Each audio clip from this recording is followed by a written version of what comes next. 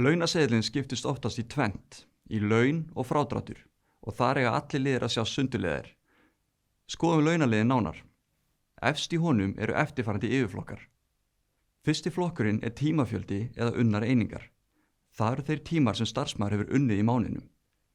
Þessum tímum er svo skipt niður eftir dagvinnu, eftirvinnu, nætuvinnu og yfirvinnu eftir því sem við á hverju sinni. Athugið að við myndum ekki sjá slíka sundurliðun hjá starfsmanni með föst mánaðarlaun. Við myndum hins vegar sjá yfirvinnu hjá þeim starfsmanni ef hann inni meira en sem nemur 100% starfskyldu.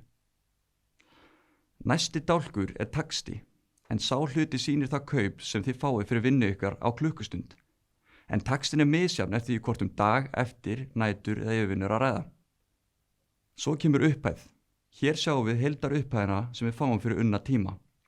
Hérna er búið að margfalda saman fjölda vinnutíma við tímakaupið. Aftast í þessum hluta er svo oft heildar samantekt á öllum þessum liðum frá áramótum. Þar eru teknir saman allir þeir tímar og þær upphæðir sem þið hafið unnið ykkur inn og fengið greitt fyrir. En skoðum sundurliðina aðeins nánar. Dagvinna á sér stað frá klukkan 9 til 6 alla virka daga hjá starfsfólki í afgreiðslu. Hjá skrifstofufólki er dagvinnutími frá 9 til 5. Heimilt er að dagvinnutími hefjist fyrir klukkan 9 á morgni en þó aldrei fyrir klukkan 7. Hérna koma svo tímanir sem þessi starfsmaður vann í dagvinnu og svo taxtinn sem starfsmaðurinn með á tíman. Þá sjáum við að heildarlaun einstaklingsins fyrir dagvinnu er þessi tala hér þegar búið er að margfalda tímana saman við taxtan. Eftirvinna er svo tekin fyrir í næstu línu, en eftirvinna á sér stað eftir klukkan 6 fyrir starfsfólk í afgreiðslu, en eftir klukkan 5 fyrir fólk í skrifstofinu og allan daginn helgar.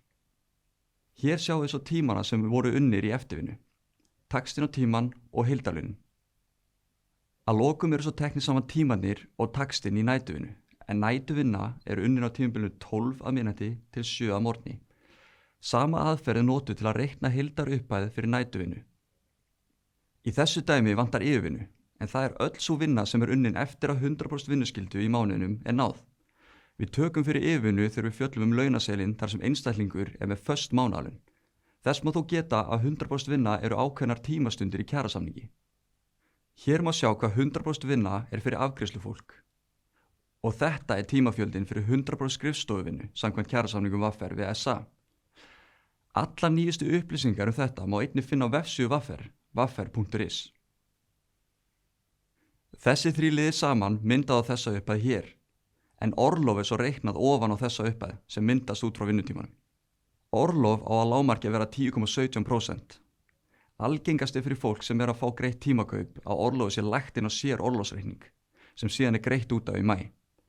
Til að finna út hvað þið eigi að fá mikið í orlof, takið þið orlofsprósentuna 10,17% og margfaldið hana með samanlegri upphæð úr öllum töxtunum.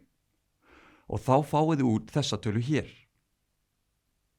Orlof telst til launa. Heildarlaunin fyrir þetta tímabil eru þá þessi upphæð hér. Þetta er ein aðferð, en við munum fara yfir aðra aðferð eða söfnun orlofstíma þegar við skoðum launaseðil starfsmanns með föst mánaðarlaun. Heildarlaunin eru svo oftast sýnd efst á launaseðlinum. Oft eru einnig einhvers konar tölur fyrir framan þessa liði, en þær tölur tengjast oftast launakerfi sem fyrirtæki nota til að reikna út launin og starfsfólk þarf ekki að spá í þeim. Ef þú ert ekki viss hvað þú átt að fá greitt fyrir dag, eftir, nætur eða yfirvinnu, þá mælum við með að skoða reiknivélina á vafr.is. Hana má finna á þessari slóðu hér. Einnig er hægt að finna yfirlit yfir launataxta með einfaldri Google-leit með leitarorðinu launataxti og skrifa svo nafn þess stéttarfélags sem við á.